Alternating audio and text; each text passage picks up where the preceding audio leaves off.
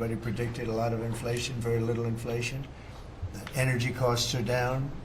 Interest rates are probably down. They scatter, but they're probably down.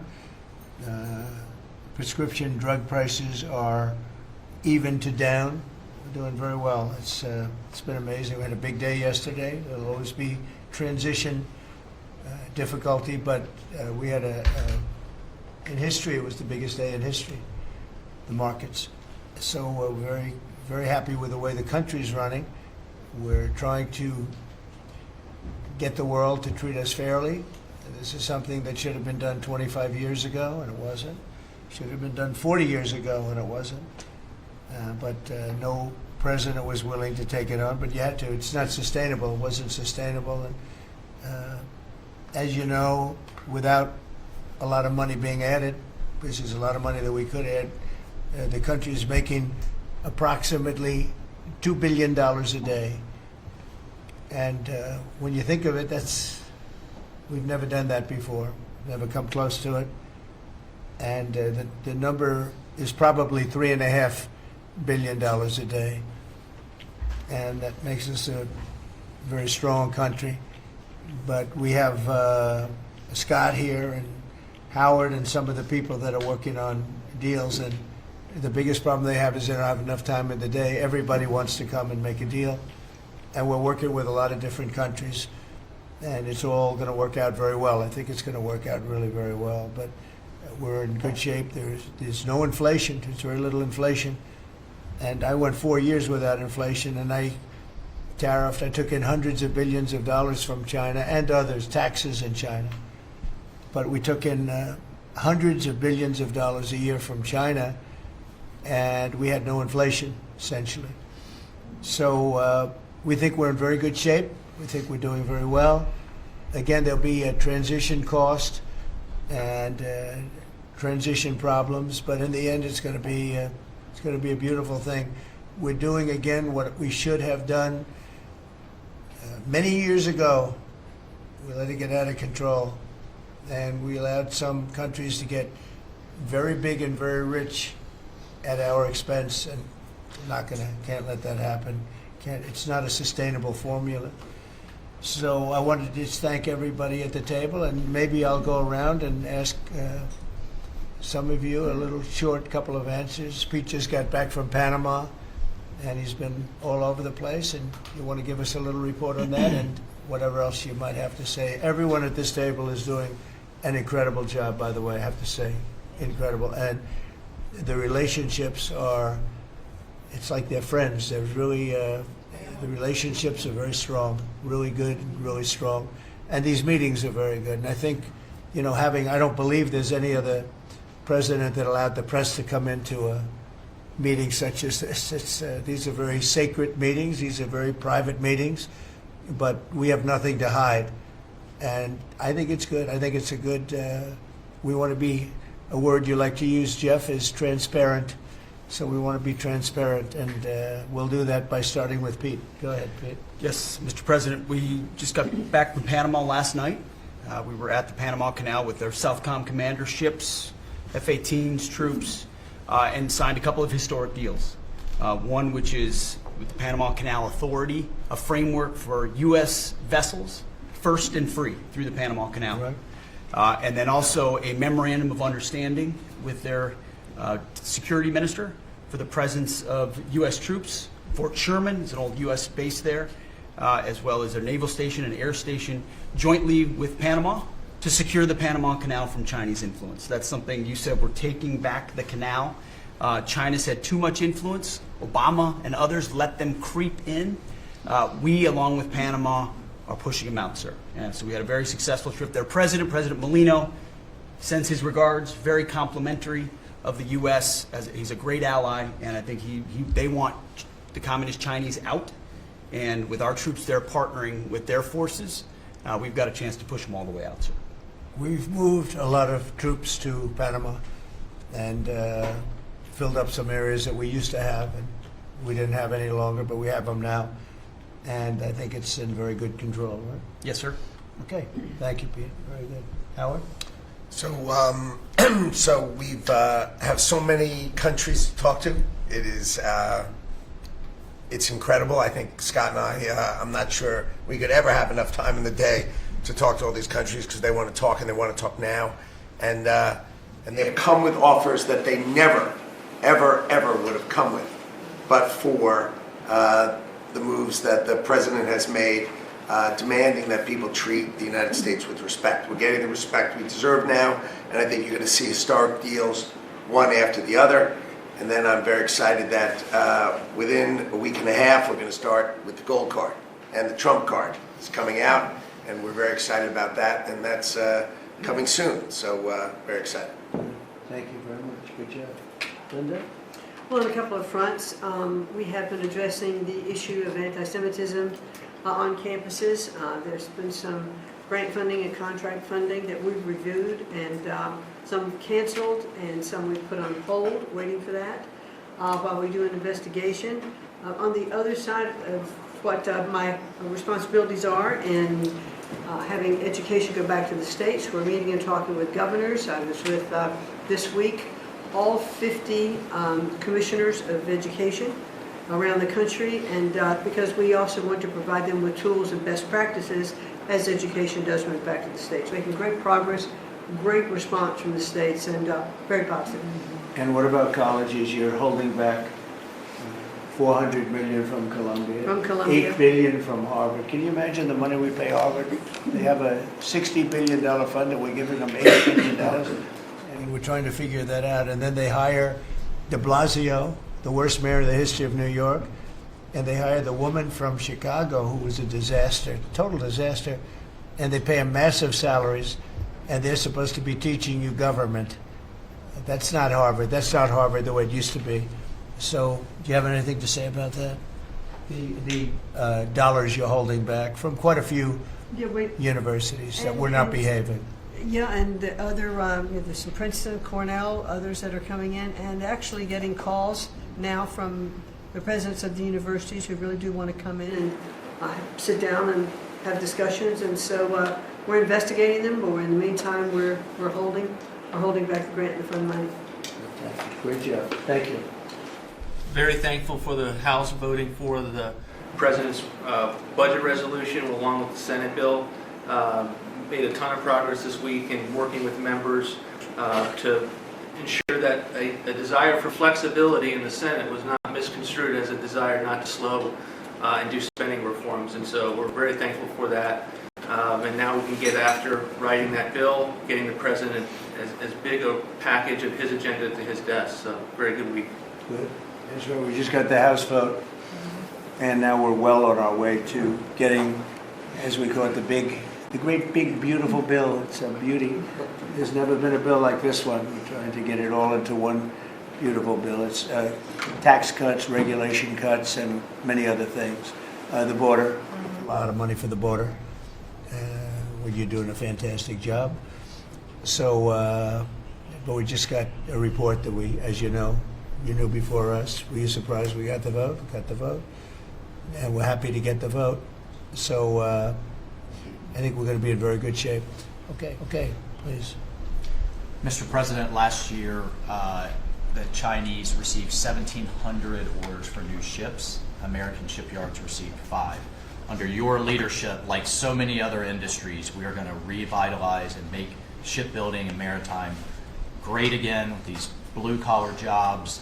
These are the cranes, the ports, opportunity zones, and drive that investment back in. And we have, under that executive order, and also one to streamline foreign military sales for people that want to buy our equipment, and of course acquisition reform, all just this week under your leadership, Mr. President.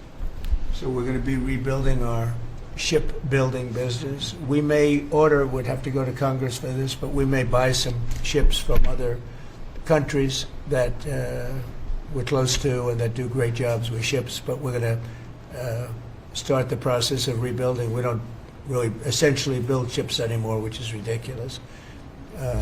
It's going to be a very big business for us in the not too distant future, but in the meantime, we have countries that do very well at building ships, and we'll be dealing with those countries, and we may be ordering top-of-the-line ships from those countries.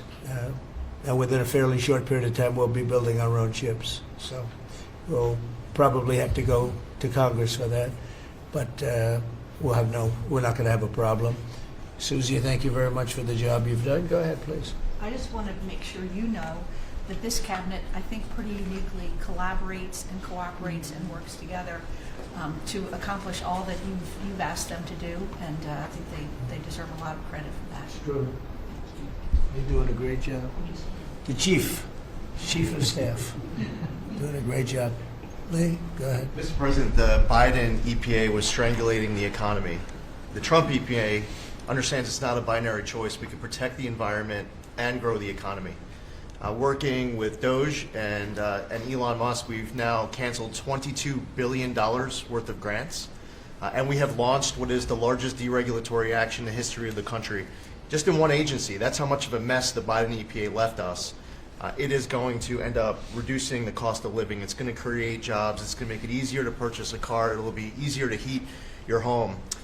We're proud of this effort. The effort that we have is fulfilling the mandate that you earned from the American public. Clean air, land, and water for all Americans, unleashing energy dominance, permitting reform, advancing cooperative federalism, making America the AI capital of the world, and bringing back American auto jobs. When you called me that day asking for me to take this position, I was honored. And you were very specific and clear in what you wanted us to accomplish. We understand our mission, and at the Trump EPA, we're going to make you proud. Great job. You're doing a great job, and you have a lot of applications for approvals for power plants, which are going to really power the regular plants, and they're going to be right next to each other, because we can't rely on our grid. It's old and it's tired, and it's very subject to being attacked, whether by rain or by bombs or by anything else. And we're letting people build their own power plants, and these are a lot of them being built with the AI and beyond the AI chips, and we're letting them build their own power, and never been done before, and we're going to get it done quickly and approved quickly as part of a plant. They'll have a sort of be their own power company, and it's very exciting. They couldn't believe it when I told them that. I said, we're going to get you the approvals very fast as part of your regular plant. You're going to build electric producing plants, and it's very exciting. And they're able to do it very quickly and very well, and you made it possible. Thank you. You have a lot of applications for some of the biggest plants that have ever been built in the world. These are serious plants, aren't they? Huh? Approved. Applications in. We are open for business. Working with Secretary Burgum, Secretary Wright, we are going to make you proud. Good.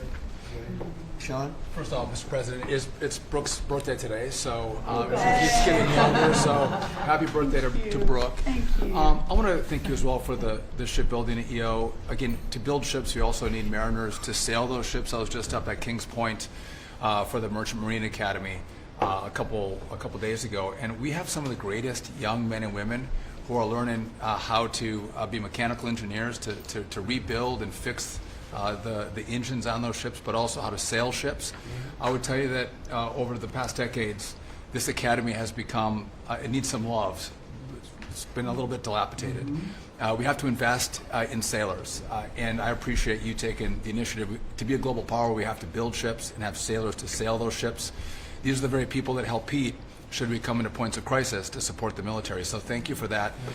Number two, the last administration announced 3,200 projects, big, beautiful roads and bridges. Most of them are good. But they announced them, they didn't sign a grant agreement.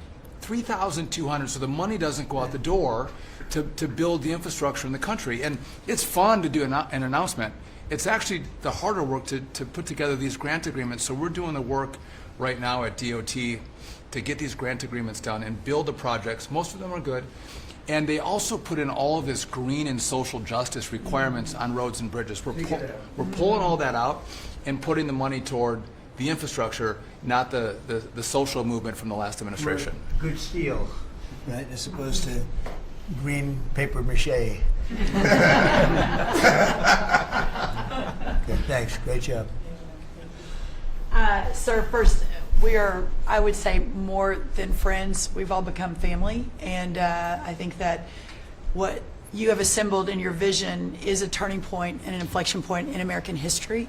And so just being a part of that is the greatest honor. So thank you for that. And again, just the relationships here and the honor and respect we have for each other is a reflection of you and your leadership. So I just wanted to say that first. The second thing I want to say is that on behalf of the farmers and ranchers, food security is national security. We have to be able to feed ourselves. And your idea of using tariffs along with deregulation and tax cuts, but your idea of using tariffs to ensure that we are putting forward and putting America first, no one understands that better than our farmers and our ranchers. But having said that, emerging from 4 years of Biden with a 30% increase in inputs for our farmers and ranchers, with an almost $50 billion trade deficit. When we left the first time, it was zero, meaning that they are hurting. So the period of uncertainty we're in, they know that your vision will move us into an age of prosperity for all Americans, but for my people, for the farmers and ranchers, unlike any they have seen before. And I think they are really, really excited and so grateful for your leadership. But also, you have never failed to say that you have the backs of our farmers and our ranchers. It was the first phone call that I had after I was voted with the Senate, and that message just resonates with an almost 85% support of you in the last election. They're with you. Interestingly, the biggest budget driver at the United States Department of Agriculture is not farming and ranching or agriculture, it's food stamps. And so as we emerge and embark, Secretary Kennedy and I, on your vision of making America healthy again, a massive part of that is realigning and reworking our food stamp program so that it better serves those who need it. And yeah, to the point of getting the transgender, DEI, Green New Deal out of the USDA and realigning is really important. So It's out of the thank military, you. right? Yes, sir. Is it 100% now, would you say? 99.9, sir. I'm going to get that last point Get the more out. rest of it. But thank you, sir. We've got a much different military, I will tell you. Thanks very much. Good job. And eggs are down Eggs are big, down. right? Yes, Big. yes, sir. Wholesale prices. Retail will come.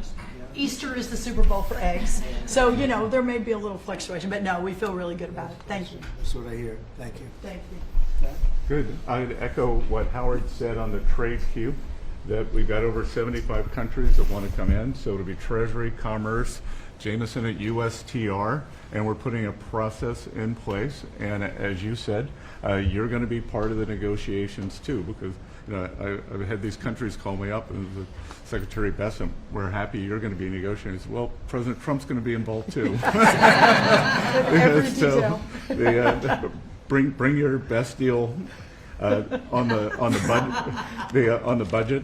It's moving quickly in the House and the Senate, thanks to your leadership.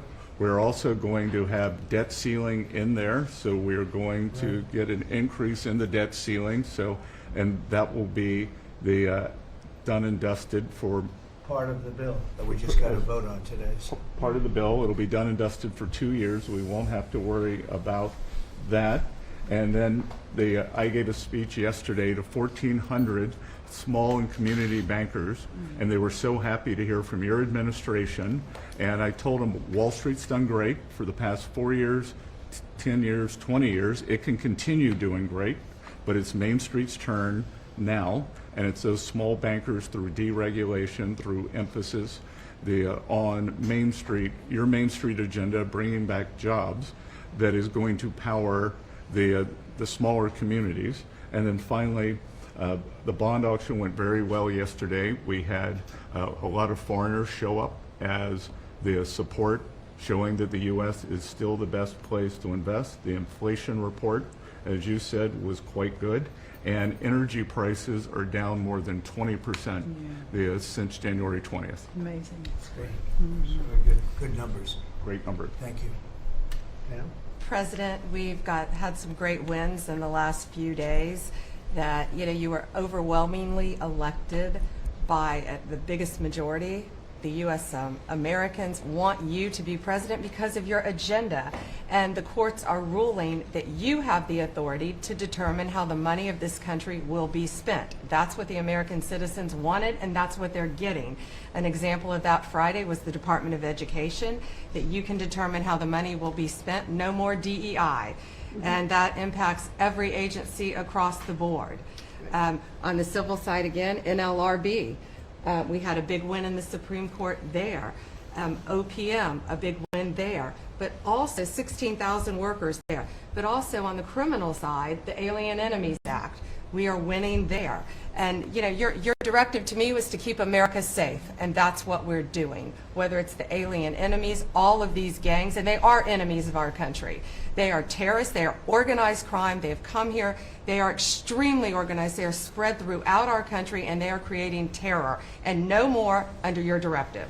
And that has stopped. Yesterday in South Florida, we charged the 11 defendants with $500 million of pure cocaine coming into our country to kill our kids. They were caught. They will be prosecuted to the fullest extent of the law. These gang members are going back to where they came, or they're going to an El Salvador prison at your directive. And you know, you also gave us a directive to prosecute the people who are going after Tesla to the fullest extent of the law, some of the greatest police work I've seen.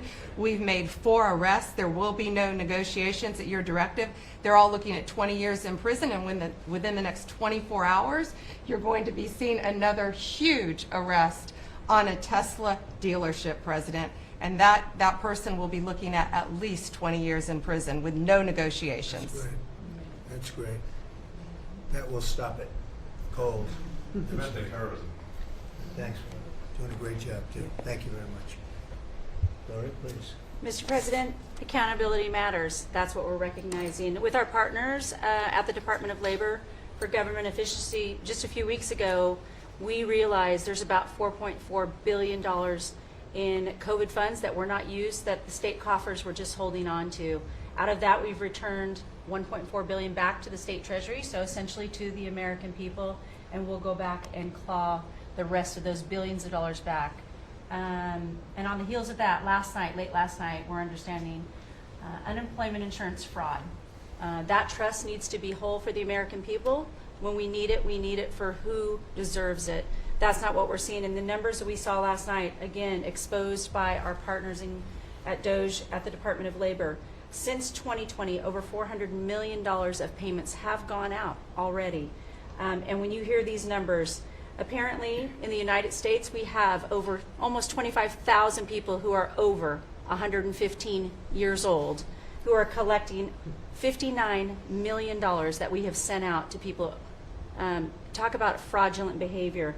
Mr. President, 28,000 people between 1 and 5 years old have collected fraudulent payments at the tune of $254 million has gone out. And lastly, 10,000 people who have not been born yet, 15 years into the future, $69 million, and they haven't even been born yet. In one case, they will be born 129 years from now. The United States government sent them $41,000, and they're not born yet. So, under the Department of Labor, those are the things that we're uncovering. I couldn't be more honored to tell the American people that we're bringing back their dollars and we're saving them and returning them to the United States Treasury. Also, jobs numbers. Last Friday, 228,000 new jobs were reported. That is good for the American people. That is my primary job, is to grow that workforce under your leadership. So we've kicked off the America at Work tour, and we'll be visiting all 50 states, and I'll be working with my colleagues here to do just that. So thank you, Mr. President. We're going to grow this economy. We're going to keep our focus on the American worker. So you're finding tremendous fraud, though. Those numbers are really bad when you're Unheard of. over 115 years old. And I think you had mentioned the oldest person in our country is 114 years old. Reported. That's pretty good. A woman living in Pennsylvania, but apparently there's 24,000 more of them that are 115 or older that we're seeing. I hope you hear that. So we have 24,000 older than the oldest person. Definitely did. That's terrible. And what are we doing about that? How do we get that money back? Yeah, so we're working with our IGs to do the further investigation. The House and Senate, we had a 5-year statute of limitations. We've got an extension on that, another 5 years. And so the goal, in my opinion, we should never have a statute of limitations to return the American dollars back to the Treasury when there's fraud. But at this point, we will continue to work hard and double down and return those dollars to the Treasury. Great. Thank you very Thank much. you. Great job. Christy? Well, Mr. President, thank you for your leadership at the border. For the second month in a row, you have broken the record in the history of the nation for the lowest number of encounters at the border, which is absolutely remarkable. You have said that America's laws matter and that they'll be enforced, and we're hard at work now to get people to go back home that are here illegally. So the Alien Registration Act has been in place long enough now that those individuals that are here illegally, if they haven't registered, then they can be charged criminally, and they can face fines up to $1,000 a day and face deportation if they don't go home, and they'll never get the chance to come back to America. So we're encouraging people to use the CBP Home app to register, and we're working on the resources and funding to buy them a plane ticket to send them home. I went to El Salvador, Colombia, and Mexico, and those countries and others are thinking about setting up programs to support these individuals when they get back to their countries. So when they get there, they'll have housing and food assistance, and so making sure that these folks have the opportunity to go home so that they can get the chance to come back to America is important. And So it's a very big self-deport operation that we're starting. thousands of people have already Yeah. self-deported. Well, we're just going to, we got 21 million people that need to go home because they're here breaking our laws, then we need to facilitate that. And I've been working with the governors a lot lately on several different issues. One of them has been on FEMA for recommendations on how to do exactly what you've directed us to do. And then also I sent a letter and communicated with them that they need to be setting up a SCIF. Some of our governors don't have secure facilities to have national security issues. I think one of the jobs Homeland Security has is to give communication down to states, to local cities and communities. And so recommending they get a SCIF, they have secure comms with them at all times or nearby so that they can have national security conversations, and then to have somebody in their office designated that is their communications person. A lot of them have emergency management officers, but they don't necessarily have somebody designated when it comes to a national security issue that we may need to communicate with them on. And I think American people need to know that Real ID will be required to travel on May 7th. So those governors have been notified to communicate that at home. We don't want anybody to get delayed and not be able to travel when they get to an airport. And this will also help us bring integrity back to all of our IDs and how they're used for issuing driver's licenses. And governors know how I feel about making sure their driver's licensing system has integrity, because a lot of people use their driver's license to vote. And the backbone of our country and the foundation is election integrity. So we're giving all those directions to our governors and communicating that so they can lead on it as well. And we're going to work with people so that if they go out in a nice way and go back to their country, we're going to work with them right from the beginning on trying to get them back in legally. Is that right? A chance to come back. So it gives you real incentive. Otherwise, they never come back. They'll never be allowed once a certain period of time goes by, which is probably going to be 60 days. We're also going to work with farmers that if they have strong recommendations for their farms for certain people, we're going to let them stay in for a while and work with the farmers and then come back and go through a process, a legal process. But we have to take care of our farmers and hotels and various places where where they need the people. And we're going to be working with you very carefully on that. So a farmer will come in with a letter concerning certain people saying they're great, they're working hard. We're going to slow it down a little bit for them. And then we're going to ultimately bring them back. They'll go out, they're going to come back as legal workers. Okay? Yes, sir. Thank you. Which I think will be I think it's very important to do. Okay, thank you very much. Great job. Jameson, I watched you testify for the last he did. couple of days. You're on every night at 3 o'clock in the morning. And you did great. You were fantastic. Thank you very much. It's just what I like to do for fun, sir.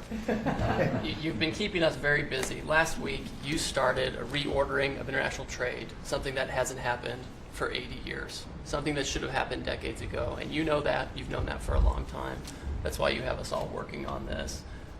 You came into an emergency situation where President Biden left us with a $1.2 trillion trade deficit. It's the largest of any country in human history, the largest. So you declared an emergency, you took action. You would say the largest in history, right? In history. There's never been anything like what he left us. He left us a mess. His whole administration was a mess. So go ahead. So you declared an emergency, you imposed a trade action, so now you have a tariff on the world, it promotes U.S. manufacturing, it protects U.S. workers, and you've also given room for negotiation during this time so we can open export markets for our farmers and other producers and American workers. And this is why the unions vote for you, this is why the workers vote for you, this is why the families want you to be the president, because you're standing up for American workers and American communities. We've had countries come in over the past couple of weeks that represent more than half of global domestic GDP, more than half. That's who's coming in to talk to you and to your advisors about how to have reciprocal trade, how to have fair trade. Would have happened without you. Thank you very much. Great job. Hello, Elon. Well, thanks to your fantastic leadership, this amazing cabinet, and the very talented Doge team, I'm excited to announce that we anticipate savings in FY26 from reduction of waste and fraud by $150 billion. And I mean, and some of it is just absurd, like people getting unemployment insurance who haven't been born yet. I mean, I think anyone can appreciate whether, I mean, come on, that's just crazy. You know, some of these things, people ask me like, well, how are you going to find waste and fraud in the government? I'm like, well, actually just go in any direction. That's how you find it. It's very common. it's as the military would say, target-rich environment. So I think we're doing a lot of good and excellent collaboration with the cabinet to achieve these savings, and it will actually result in better services for the American people, and that we're going to be spending their tax dollars in a way that is sensible and fair and good. And your people are fantastic. In fact, hopefully they'll stay around for the long haul. We'd like to keep as many as we can. They're great, smart, sharp, right? Finding things that nobody would have thought of. Very computer savvy. Yes. We're working with hard to get the Trump Gold Card operational, hopefully in the next week or so. That'll be great. That'll be very exciting. It's Really exciting. It's a pathway to citizenship Yeah. into the United States. I think it's a big deal. Yep, it's a big deal. Thank you very much. Great job you're doing. Thank you, sir. Thanks to your leadership and setting the mandate of transparency and accountability across the U.S. government. I'm bringing that transparency and accountability to the intelligence community, first and foremost, to make sure that you and your cabinet have that real-time, relevant, apolitical, objective intelligence to best inform whether it's negotiations for peace, negotiations around tariffs, the great work that you are leading around the cabinet today. Secondly, working with Department of Homeland Security and the FBI to increase our information sharing to achieve your goal of countering the narcotic trafficking and our ability to go after cartels now designated as foreign terrorists. I met with the National Sheriff's Association this week, being able to work to make sure that the information that they are getting on the ground, that local law enforcement is getting on the ground, is being fed back up through to our National Counterterrorism Center, and that we have all of the federal agencies, state and local law enforcement, all on the same page as we are working to make our country safe again. And lastly, sir, as you know, declassification and rooting out weaponization, politicization of the intelligence community is a huge priority. You know more than anyone else the very dangerous and negative consequences of that. I've got a long list of things that we're investigating. We have the best of the best going after this. Election integrity being one of them. We have evidence of how these electronic voting systems have been vulnerable to hackers for a very long time and vulnerable to exploitation to manipulate the results of the votes being cast, which further drives forward your mandate to bring about paper ballots across the country so that voters can have faith in the integrity of our elections. And lastly, we've been scanning. I've had over 100 people working around the clock to scan the paper around RFK, Senator Robert F. Kennedy's assassination, as well as Martin Luther King Jr.'s assassination. These have been sitting in boxes in storage for decades. They have never been scanned or seen before. We'll have those ready to release here within the next few days. That's great. Bobby, how do you feel about that? That's hitting, I'm very gratified to hear. That's hitting close to home, isn't it? no When you kidding. think, I'm thinking about Bobby when that statement's made. I'm very grateful to you, Mr. President. Good. And you'll let Bobby see some of this because, you know, it's very personal stuff. But it's time. I've asked him, and his response is, put it out. The world needs to know the truth. And his uncle that's been out, and anything that hasn't been out, they can go to your offices and see, right? Everything that we have within our possession, it's either online or it's physically at the National Archives and Records Agency. We also have hunters going out, Mr. President, and looking in the storage lockers at FBI and CIA and other agencies, specifically to find if there is anything else that has not been reported. We're actively going out and trying to search out the truth. Good. Yeah, we want to get it all out. Yes. 100%. Good. Thank you very much. Good job, Dustin. Mr. President, on behalf of America's manufacturers, I want to thank you for standing up to the Chinese Communist Party and fighting for our main streets, for our workers, and for those that make things in America. I'm out on a Made in America manufacturing tour, and as I go across the country, people are grateful to have a president who's not just fighting on the tariffs fronts, but to get inflation down, to create jobs. After Biden destroyed 110,000 manufacturing jobs in just his last year, you've already brought back thousands and thousands of manufacturing jobs. So the American worker is grateful. Main Street is grateful for you.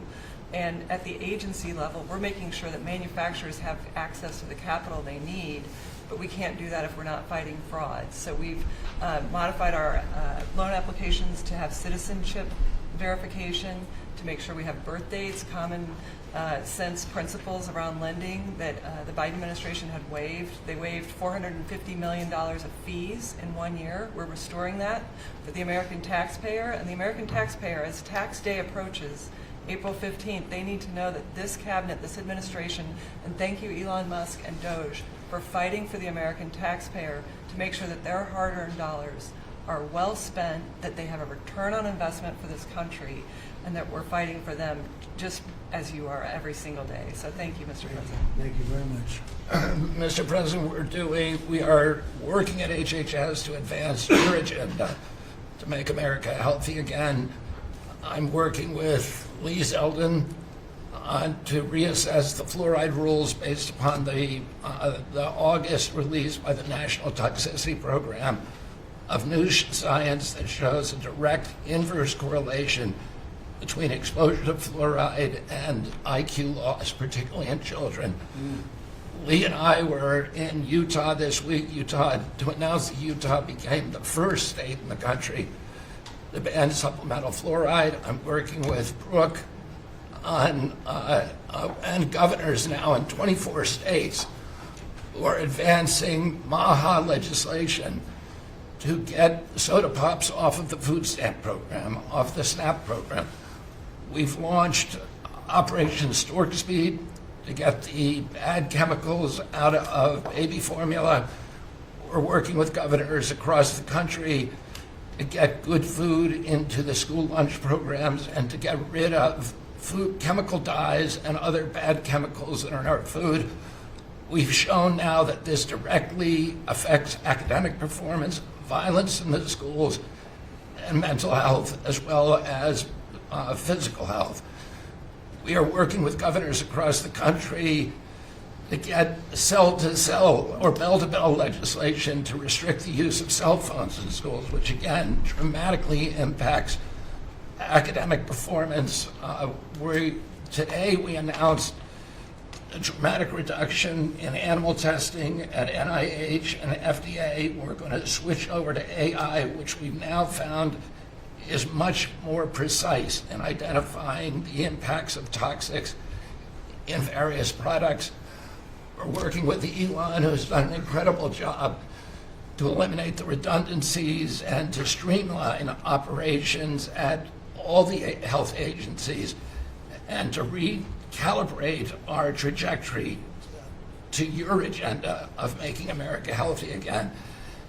And finally, on the CDC has done an amazing job at getting the measles outbreak under control. We have about 680 cases now in 22 states. compared to the same outbreak in Europe, which is 127,000 cases and 37 deaths. Our numbers in this country have now plateaued. And I want to thank CDC for that. And we're trying to refocus the press. We've had 3 measles deaths in this country over 20 years. And we're trying to refocus the press to get them to pay attention to the chronic disease epidemic as you've asked us to. We have now 38% of American youth are pre-diabetic. This was unknown 30 years ago.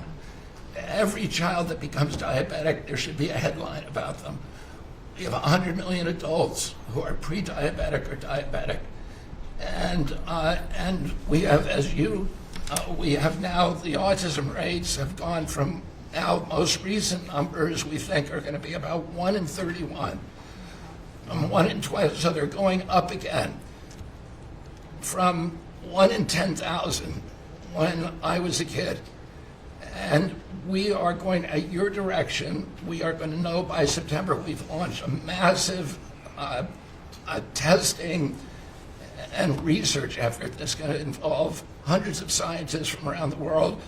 By September, we will know what has caused the autism epidemic, and we'll be able to eliminate those exposures. So big. Think of that. So it was 1 in 10,000 children had autism, and now it's 1 in 31.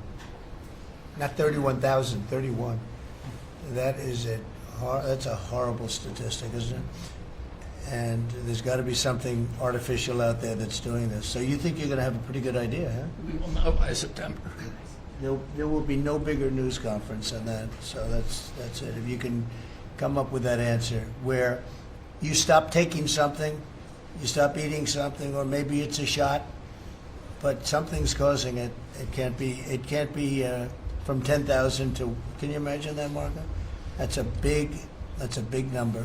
Thank you very much. You're doing great. Thank you, Bobby. Please. Well, Mr. President, one of your primary administration goals is to make sure that we unleash American energy, and of course the strategy behind that is when we do that, it helps make it more affordable for all Americans. Energy isn't just industry, it is the foundation of every other industry, whether it's food, manufacturing, clothing, transportation. And then also when we've got the ability to generate and not just be energy independent but energy dominant, then we have the opportunity to sell energy to our friends and allies versus them buy it from our adversaries. And our adversaries were funding terrorism and conflicts against our allies by their oil and gas sales that were going through a Swiss cheese set of sanctions. So with your creation of the National Energy Dominance Council, over half the people at this table serve on that. Everyone has been engaged, whether it's interactions with negotiations with other countries, with putting sanctions in place that actually work, with cutting deregulation, working on biofuels, building infrastructure for transportation. There's a whole range of things that are being tackled. But when the outcome of all that is that the Biden administration was restricting supply, you're increasing supply. When you increase supply, then prices start to come down. And we have a huge opportunity to do this. Just in interior alone, there's 500 million acres of surface, 700 million acres of subsurface, and 2.5 billion acres of offshore. And the Biden administration was trying to restrict this so that you couldn't get a timber lease, you couldn't cut a tree, you couldn't graze a cow, you couldn't develop oil and gas minerals, and you couldn't develop the critical minerals we need for our technology, for our defense industries, and to be able to help us win the AI arms race against China. So we're opening up this, and with your executive orders and your work, we've on Tuesday, historic day, you ended the war on beautiful clean coal, which has been going on since Obama took office. China gets 60% of their electricity from coal. They're opening up they've opened up 94 gigawatts of coal in the last year as part of this AI arms race. 94 gigawatts, that's enough for 94 Denvers to be able to, 1 gigawatt per metro area like that. It's unheard of. So we have an opportunity under your leadership to come back. The Gulf of America had its first offshore lease sale, which is scheduled for later this year, but that was, the industry loved that because the Gulf of America is now open for business again. and there's as much as 7 billion barrels of oil accessible now. They've increased the upside of what they think that is. On the coal front, the estimate is the financial value of the coal in America is $8 trillion. That was an asset on the balance sheet that we've now being put back on again. And of course, in Alaska, with your separate executive orders to unleash Alaska energy between ANWR, the North Slope, the Strategic Petroleum Reserve Alaska, all of those, we've reversed Biden decision. Those are all open for business again. And all of this is leading to the investment coming to America. The smart money is coming to the U.S. That's why we've got, trillions of dollars of investment that are showing up at the door, because they know if they're going to do manufacturing here, there's going to be energy to power their plants. And so, again, thank you for your leadership, and thank you for everything you're doing. Very good. Thank you. Marco? Well, Mr. President, one of the most important things I believe you'll achieve in your presidency is reordering the world in a proper way. For 31 years, more than 31 years now, multiple administrations have allowed the Chinese to deindustrialize this country, to take away jobs and factories and the pillars of our national strength. And what you're doing now, I think, is a great service to our country, but ultimately to the world. And I want to congratulate you and your team that's working on that, because it has extraordinary geopolitical implications, as you see, from all these other countries that are now coming here and wanting to join something that actually makes it's crazy to allow these. I mean, basically, we lived in a world where Chinese companies can do whatever they want in America, but our companies cannot do anything over there unless they allow it, and even then they steal our stuff and reverse engineer it. So just reordering all of that has dramatic implications on peace and security of the world, so we thank you. An important meeting, thanks to you, is going to happen on Saturday for the first time in a long time. There'll be direct talks between Ambassador Witkoff and a top-level leader in Iran. We hope that'll lead to peace. We've been very clear what Iran is never going to have is a nuclear weapon, and I think that's what led to this meeting, and we'll wait for him to come back from it, and we're hopeful about that. I would also say that we are receiving, and I think the Department of Homeland Security can confirm this, historic cooperation from countries all over the world. Number one, in taking back their citizens. Every country in the world has to take back people that are illegally in another country, and we have countries that refuse to do it or will kind of ignore our calls. All of them are doing it. The ones that are not are paying a price. And we've also found cooperation in other countries that are willing to take some of these people, some very dangerous criminals. I know the President of El Salvador will be here next week, has really been a good friend to the United States in that regard. These are some of the worst people you'll ever encounter, and Pam knows this, and Christy knows this from the work they're doing. And one last point I want to make, Mr. President, and again, it's under your leadership, it's actually under your executive order. If you come to this country as a student, we expect you to go to class and study and get a degree. If you come here to vandalize a library, take over a campus, and do all kinds of crazy things, we're going to get rid of these people, and we're going to continue to do it. So when we identify lunatics like these, we take away their student visa. No one's entitled to a student visa. The press covers student visas like there's some sort of birthright. No, a student visa is like me inviting you into my home. If you come into my home and put all kinds of crap on my couch, I'm going to kick you out of my house. And so, that's what we're doing with our country, thanks to the President. And last but not least, very important development this week, but both Pam and I were very excited. The finest higher education institution in the United States, University of Florida, is also now the national champions in basketball, and we hope you'll host them here soon, Mr. President. Go Gators. They're coming. Good for the SEC. They're coming, guys. Congratulations. Well, thank you very much. You're really doing a great job. We appreciate it. Any question? Mr. President, can you give us a reaction to today's stock market drop, and also give us a sense of the next steps with China? Well, I haven't seen it because I've been here for 2.5 hours, so I'll be seeing it. I think Scott went out. Scott, you want to have a statement on that? Sure. Look, the up 2, down 1 is not a bad ratio, or up 10, down 5. And I think, as we have talked about, as we go through the queue and settle with these countries who are going to bring us their best offers, we will end up in a place of great certainty over the next 90 days on tariffs. We had very good inflation numbers today. Oil's down. We had a successful bond market, so I don't see anything unusual today. And next steps for China, sir? Well, we'll see what happens with China. We would love to be able to work a deal. They've really taken advantage of our country for a long period of time. They've ripped us off beyond anybody, nobody. How people stood for it, sitting in my position, is not even believable. And we're talking about many presidents, not just a couple. But they did, and all we're doing is putting it back in shape. We're resetting the table.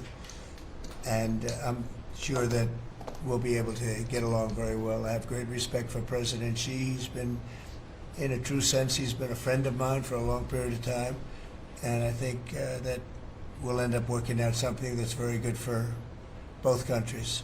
I look forward to it. Mr. President, China retaliated today by reducing the number of American films that can be shown there. What's your reaction to them now targeting cultural exports from the United States? I think I've heard of worse things.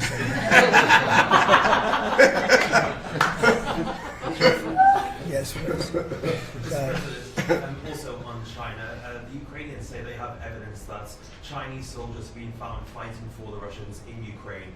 Can the U.S. verify this? And if so, what does the U.S. plan on doing to China to counteract that? We'll look into it, but I think beyond that, we're really looking to get that war stopped. They're losing 2,500 and even more than that young people a week.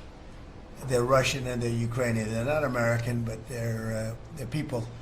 And we're seeing if we can get it stopped. And I think we're making progress. I appreciate the ballerina who was released. It was at the request of a very good friend of all of ours, actually. Dana White called me and he said it's the friend or the relationship of one of the fighters for UFC or one of the fighters. And Dana's an incredible guy, and we spoke to President Putin about it, and they made a deal. They released the young ballerina, and she is now out, and that was good, so we appreciate that. We hope that we're going to be able to make a deal relatively soon with Russia and Ukraine to stop the fighting. It's so senseless. It's such a horrible thing. It would have never happened if I were president, but it did happen, and we were given that card. And I think we're going to get it. I think we're going to get it stopped. We've got to get going. We got to get it. We have to move it faster. Likewise with the hostages, we're making progress.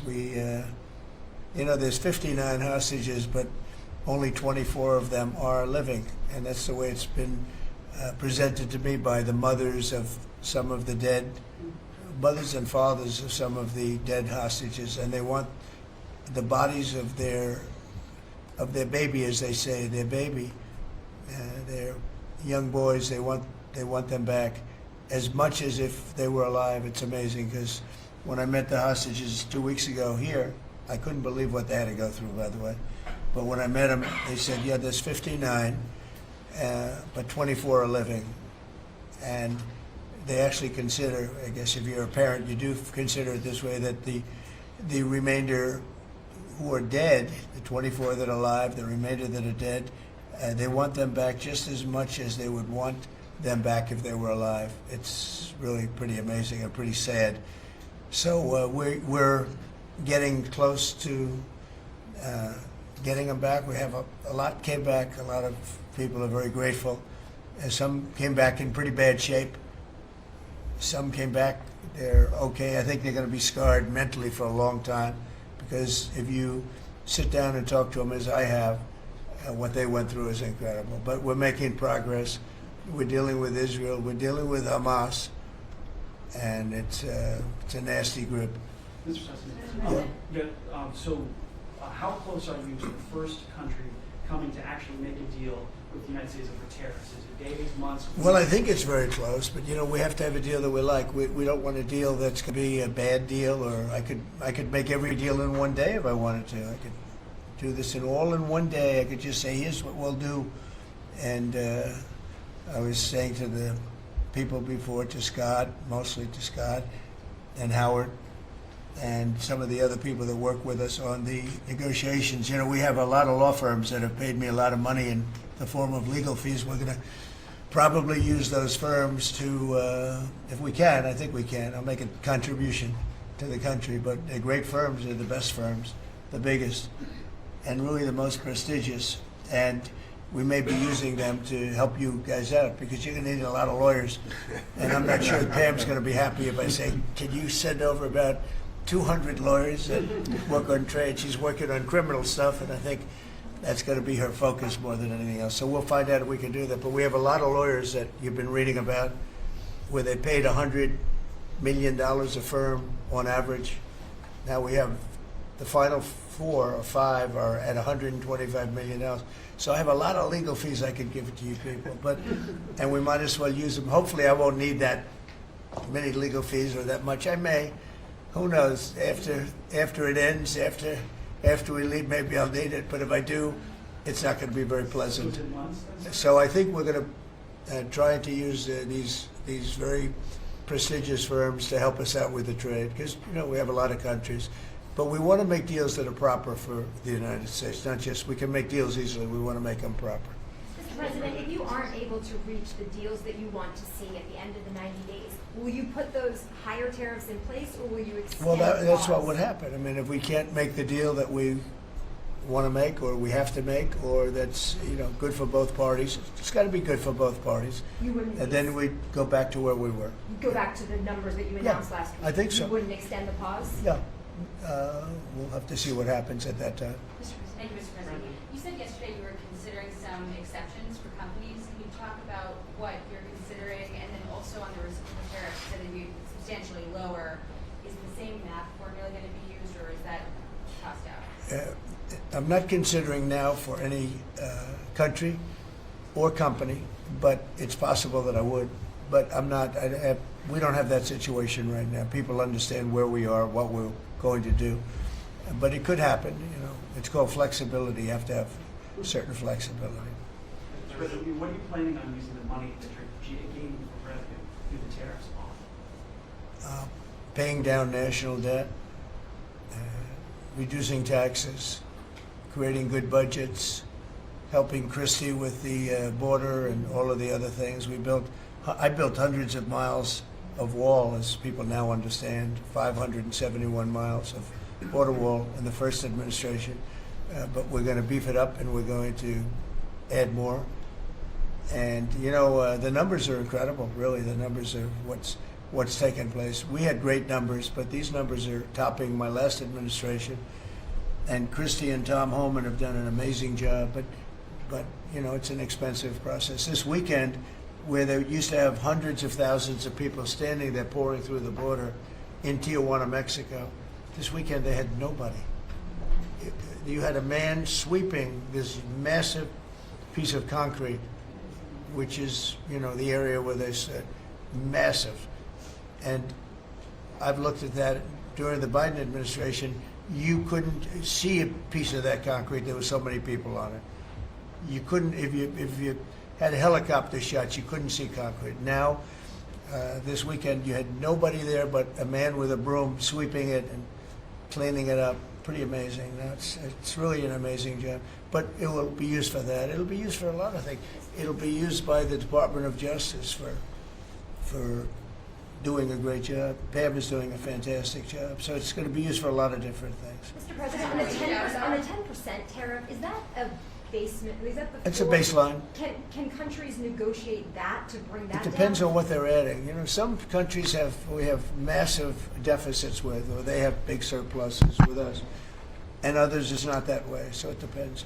That's why it's really they're all different. Every country is different. Some have certain advantages that others don't have, and certain things. We have China has a surplus of $1 trillion. I mean, the numbers are crazy. And others have basically no surpluses. We have some that are pretty even, but they hurt us in other ways, and we just want to get that taken care of. So everyone is a little bit different. So are you negotiating with the EU as one bloc or individual nations for the tariffs? We're looking at it as one block. They've been very tough, but they were very smart. They were ready to announce retaliation, and then they heard about what we did with respect to China and others, but China, and they said, we're going to hold back a little bit. They decided to hold back. I thought they were very smart. Look, the EU is very smart, but they really have taken advantage of the United States. They were formed for the purpose of taking advantage of the United States. And I don't blame them, and I don't blame China. I don't blame anybody. I blame the people that were sitting at that desk in that other beautiful Oval Office for allowing it to happen. Many presidents I blame. They should have never allowed it to happen. And I'm doing something that a lot of them wouldn't want to do, but I'm here, I do those things, and we're going to make this country great again. We were taken advantage of by almost everybody. I sat back in the last administration. I would actually read them. I don't have to read them now. I know them so well. I would read some of these documents that were signed, deals, and I said, who would do a deal like this? Who would do it? You've seen it, Elon. Yeah. I'd look at deals where it's so one-sided. Even we have a deal with Japan, and we get along great with Japan, and we had the Prime Minister here. He was fantastic. As you know, Abe was great. Shinzo was great. He was a good friend of mine, unfortunately no longer with us. But we defend them, but they don't have to defend us. I said, that doesn't sound too good. But we have a deal where, a defense deal. We pay hundreds of billions of dollars to defend them. But if for any reason, in other words, we pay all the money. They don't pay anything. But if we're ever attacked, they don't have to do a thing to protect us. I said, oh, that sounds like a wonderful deal. So that's just one out of thousands. And I just wonder who did this. And it's people that either hate our country or didn't care, an expression that you use. I think it's really a lot of them didn't care. It's just hard to believe how bad they are. Now that's a little bit of a defensive deal, but I'm talking about trade deals, the same thing. They're so bad, you would say, how come? And even when I'd renegotiate, like I'd go to a country, they'd give me everything I asked for. I said, why didn't somebody ask for it like originally? They give me everything. I think when they were negotiating, they didn't care, or they didn't ask, or they were shy, or they were very stupid, or they hate our country. Yeah, go ahead, Jeff. You were speaking about Japan. Can you clarify what your vision is for U.S. Steel? You referenced it yesterday. Yeah. There's some questions about what you actually want to see Sure. happen Look, with that. U.S. Steel is going to do very well now because of tariffs, and I don't know why they even need a deal. But the only thing is, U.S. Steel, if you go back 80 or 90 years, that was a behemoth in this. That was our biggest, most. If we were around, we would have been very proud of it. Today we have different types of companies that are big. Google, it's not the same as U.S. Steel. And I love Google, and I got to like the people that run it. They're very capable people. They didn't like me so much in the first administration, but they like me a lot now. I don't know what happened, but I like them. But, you know, I think they would be the first to admit, when I envisioned, you look at some of those steel factories from 90 years ago, it was a different kind of a country, but they were miles long. Today you see just empty hulks.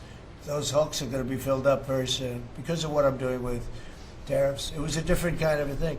But if I didn't do that in the first term, my first term, if I didn't put tariffs on, we would have, because China and others were dumping steel, billions of dollars of steel.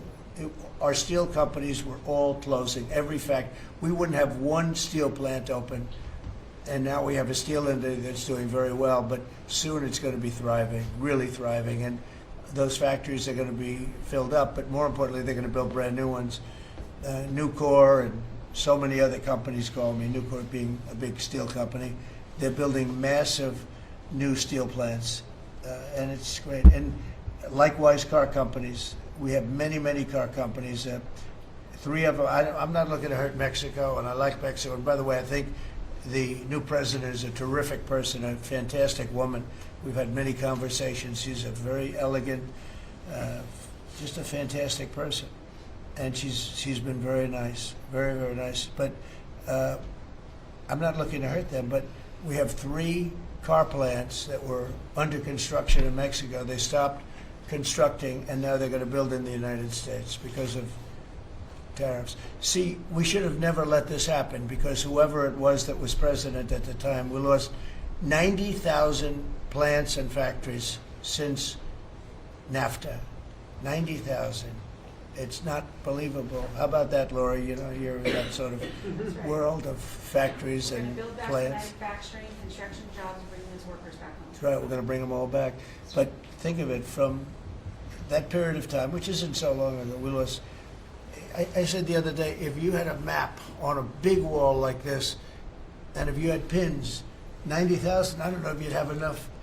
I don't think you'd have enough room on the map to put the pins. 90,000 factories that we've lost since NAFTA. And it's not even, and about 6 million jobs. Really, I think probably a lot more than that, but they say 6 million jobs. We're going to bring many of that back. I think we're going to bring more than all of it back. We're going to be better and stronger than ever before. But if a president, when they were leaving, said, look, you can leave, but if you're going to build a factory someplace else, and you think you're going to come and sell your steel or your car or any product that you make, your pharmaceuticals, which we're going to do, we're going to get them all back. But if you think you're going to just, all they had to do is say this, and they wouldn't have left. You know, I said it the other day. I said it with respect to, I made a speech a year ago, and I told them if I win, we're going to charge a big, big tariff at the border. And people were thinking about building in Mexico a car plant. And I said, we're going to have a big tariff. So if you want to build a car, you're going to have to pay 25% more than the cost of that car. You're going to have to pay 25% tariff at the border. They would have never left. They could have kept everybody. If a president said, if you leave this country, you leave Michigan, you leave Detroit, you leave anybody, any of our states, because to me they're all the same. I love them all. I love them all, and I probably won them all, but they say I won most of them, but I think I won them all, but that's okay. But all you had to say if you were the president is, if you leave and you think you're going to now fire all those workers, leave all that, everything behind, and you're going to build in another country and sell it any, and no, you're not going to. You're going to pay 50% or 100% tariff. They would have never left. And all you had to say, Marco, all you had to say very simply is, you don't have to write it down. All you have to do is say it verbally. If you leave, you're going to pay 100% tariff. Therefore, don't leave. They would have never left. But they left 90,000 plants. I mean, it's hard to believe that many. It's not, you can't envision it. So just getting back to your, because I'm the great weaver of all time. To weave, you have to be a genius. To go on tangents, anybody can do that. But we'll get back to your original U.S. Steel. U.S. Steel is a big name in this country. It's Babe Ruth is a big name. We have a lot of big names, but not too many. U.S. Steel is one of the great names in the history of our country. And normally I wouldn't mind so much, I wouldn't be thrilled with it, but to buy for a foreign country, and we love Japan, but for a foreign country to buy that cherished U.S. Steel brand, that's hard for me to do. And maybe somebody else may want it. The company Nippon that's involved with it is a big, powerful company who do a good job. But why can't they just build a plant themselves? I mean, why do they have to, take U.S. Steel? So as you know, I rejected the deal. Now they've come back in a different form. They're coming back as an investor. And, I feel better about that, I guess. But, I know them very well. I know the thinking. It's the investor. They'll invest, and somebody else maybe is sitting in this chair, and they will no longer have an investment. They'll have the whole thing. That's the way it works. Very smart. They're very, very smart people. We're dealing with very smart people throughout the world. Great geniuses, actually. Look what they've done to our country. And again, I don't blame China. I don't blame anybody.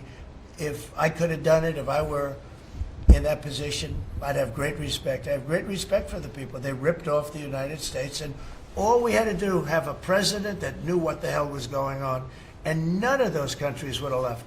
Those companies, none of them would have left.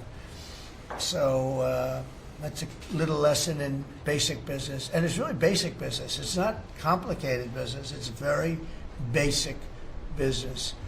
And we'd have every one of those car plants going just the way they were 30 years ago. None of them would have left, but now they're coming back.